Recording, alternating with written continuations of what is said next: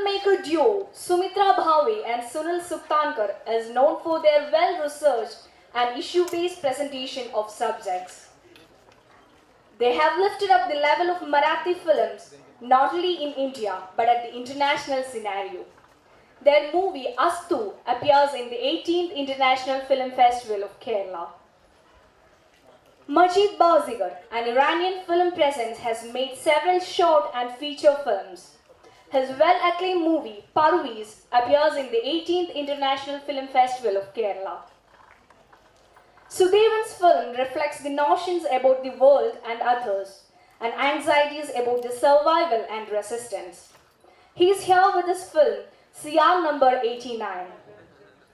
Sergio Ante from Brazil has worked as a producer for many local and international documentaries, short and feature films.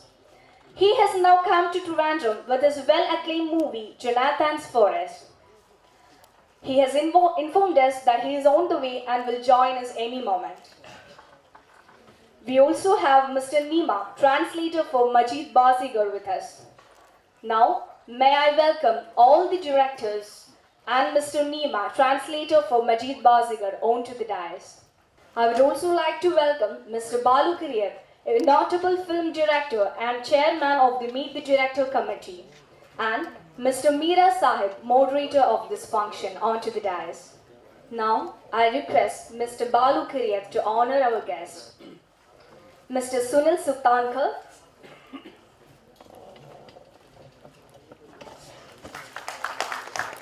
Ms. Sunitra Bhave,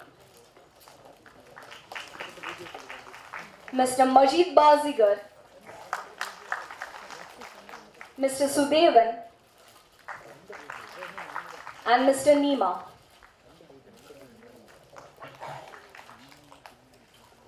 Thank you. Good evening, friends. Today we have 4 directors with us. Now 3 of them are here, and Mr. Sergi Andrade may join soon. As already introduced, Sumitra Bhave and Sunil Shukandar, the duo has directed 13 feature films and 14 short films, and Astu, So It Be, in Marathi language, is in competition. Majid Barsegar is from Iran, and his Persian film Parviz, that's also in the competition section. Parviz is his second film. He has already done a Rainy Season in 2010.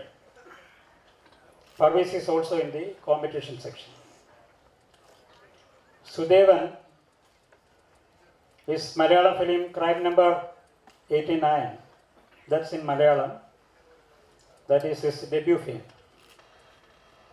Sergi Andrade has directed Jonathan's Forest. That's in competition. The film is from Brazil. We hope he will join us soon. As usual, I would like to invite the directors one by one, and they will explain about their film and their film experience. Then we can have the Q&A session. First of all, I would like to call upon Srimati Sumitra Bhave and Sunil Shukandar to tell about their experience and about their film. In fact, Sujitra Bhave has also part of the film script. Am I right? Yes. Thank you so much. Thank you so much for inviting us to this festival. It's always a proud privilege to be in Trivandrum and show a film to the audience which is so eager and so film loving. Nothing pleases the filmmaker than to present one's film to the eager film lover, I think. So thank you so much. I hope at least some of the people here in the auditorium have seen our film. Have anyone? I'm glad, at least a couple of hands. Because otherwise it's so difficult to talk, if none of you have seen our film. Anyway, yes, for all our films, feature films and documentaries, I have been writing the script and we together have been directing our films. Sunil has been writing the lyrics for our films. That's how we have been working together for the last 30 years. This particular film, Astu, a producer came to us last year saying that he would like us to make a film on the problem of Alzheimer's. And well, at that time we were busy with another film which we showed last year in this festival called Samvita. So we said, sorry, we are rather busy and so we cannot take up this project right now. And to our surprise, the producer kept waiting until our hands were free. And then after we completed our earlier film, he came to us once again and said, well, now you can begin. So, for me, it was a difficult subject to write the script upon. As